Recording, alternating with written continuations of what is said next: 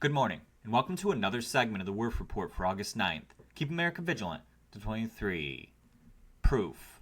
A Michigan police report exposes a massive fraud scheme in the 2020 election, substantiated by police, involving an organization with heavy ties to the Biden campaign that operated out of temporary offices in swing states. They paid people over $1,000 per week to bring in an estimated hundreds of thousands of voter registration forms. But when the case was handed over to the FBI, they did nothing. Judge Cannon demands Jack Smith explain the legal propriety of using an out-of-district grand jury to indict Trump. More funny business involving machines in an Ohio special election.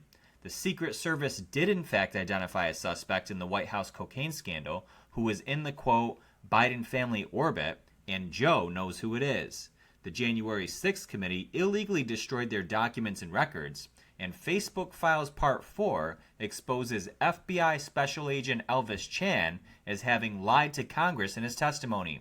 First to Florida, where Judge Cannon wrote in an order this week speaking about Jack Smith's Washington, D.C. grand jury, stating, quote, among other topics as raised in the motion, the response shall address the legal propriety of using an out-of-district grand jury proceeding to continue to investigate and or to seek post-indictment hearings matters pertinent to the instant indicted matter in this district. In other words, Jack Smith indicted Trump using a grand jury pool heavily from corrupt Washington, D.C. instead of the appropriate district in Florida, and the judge wants to know why.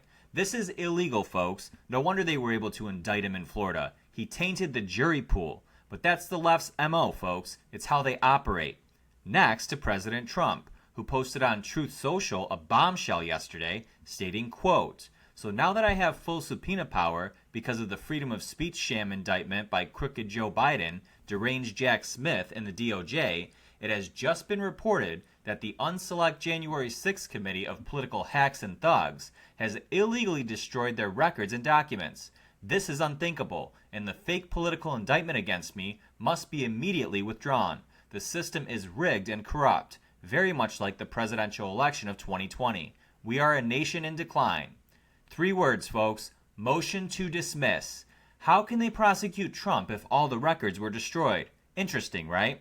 Next to the White House, where award-winning investigative journalist Susan Katz-Keating has revealed that her sources said that the Secret Service, quote, had in fact managed to identify a suspect in the White House cocaine scandal, and that the suspect, quote, was subsequently reported to Joe Biden. But that's not all. One source stated, quote, if you want the name, ask Joe Biden. He knows who it is. And a different source stated, quote, it was someone within the Biden family orbit, and it wasn't Hunter. So why would the Secret Service shut down the investigation with no suspect named? To protect the Bidens, of course. Keating also exposed the following in her attempts to seek comment from Joe Biden and or the White House, stating, quote, I sent several text messages as per their offering. Each time, it bounced back as undelivered. I published the screenshot to show that I used the method the White House told me to use, and it didn't work. I wanted to document that I made the attempt. See what they do? We'll be happy to answer any questions you have. Just text us at this fake number. Criminals, folks. Every last one of them. Next to the big story out of Michigan and other swing states. A FOIA request reveals a police report which substantiates 2020 election fraud claims, and the organization involved is heavily tied to Joe Biden's campaign and the Democrats. Turns out they were paying people over $1,000 a week to bring in voter registration forms out of temporary offices in several states. The problem? A Michigan city clerk found tens of thousands of ballots dropped off by one of the organization's employees to be apparently filled out by the same person, having incorrect or non-existent addresses and signatures that did not match. When the findings were turned over to the FBI by the police, they buried the findings, which substantiated the claims of election fraud, and we have the receipts.